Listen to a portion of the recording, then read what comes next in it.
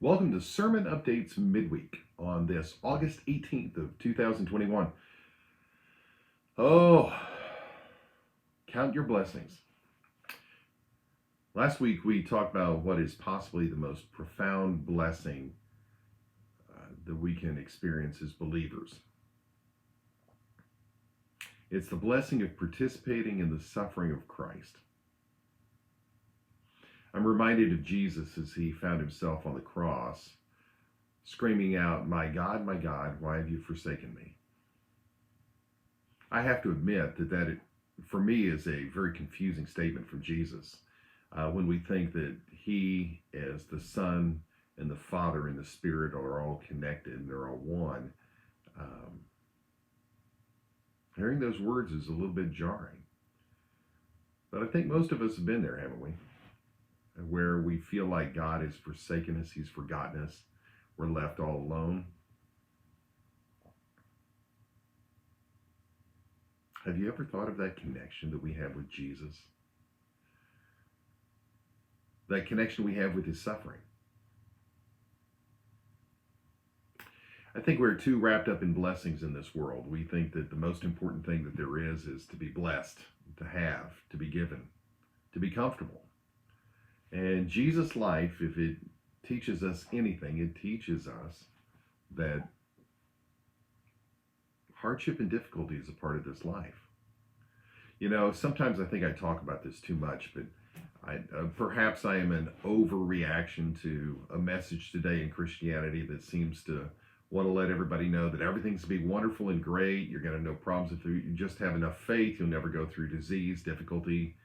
I don't know, some people even seem to go so far as to say that you won't die. We live in a fallen world, a broken world. And in this broken world, there's going to be heartache and there's going to be difficulty. And I have to say, there's even going to be persecution. In America, we have been very blessed to be able to live a life to where we have not had to endure hardships on account of our faith. That doesn't mean we haven't been looked down upon or made fun of, those kind of things. But by and large, most of us have never had to endure persecution for our faith. As I hear about the stories of what's happening in Afghanistan right now as our military is pulled out,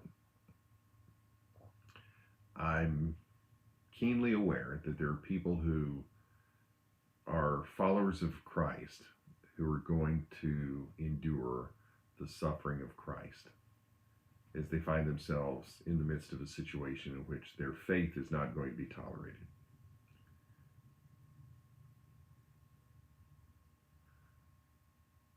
Have you felt like Jesus felt? My God, why have you forsaken me? Have you found yourselves in the midst of the heartache and the difficulty of just wondering if your difficulty is even being noticed by the God of the universe? Well, there are all sorts of passages, especially from Paul, that remind us that there is a blessing to being a part of the fellowship of those participating in the suffering of Christ. I don't know. Maybe if we would look at the sufferings of Jesus just a little bit differently, we would look at Christianity just a little bit differently. Often Christianity seems little less than a quid pro quo between us and between God, some type of agreement that if we're good, we'll get a lot of good things. I don't know, if we morally try harder, that we'll be blessed with more. I don't think that's really the way that it works.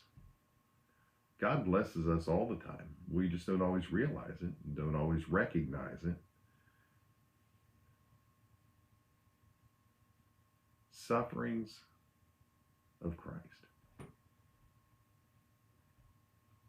A servant is not greater than his master.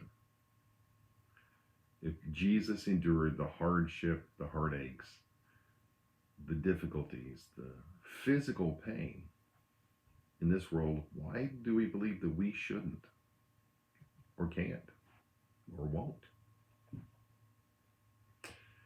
Just possibly, like many things in the Christian life, suffering is misunderstood because someone wants us to misunderstand it. And by that someone, I mean the prince of this world. I mean Satan. If he can convince you that what you're going through is unfair, unjust, is only happening because God isn't noticing you, if he can do that, he's won a big part of this battle.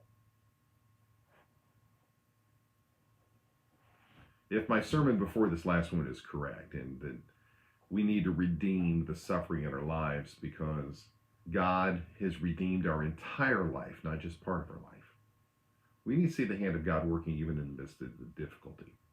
Because for many of us, we've given up on that and we just think God doesn't have anything to do with us during that time. And maybe we need to look a little bit closer. We're part of the fellowship of those participating in the suffering of Christ. Take courage. Be strong. God's Spirit will be with you. Hang in there. Endure. Have a great day.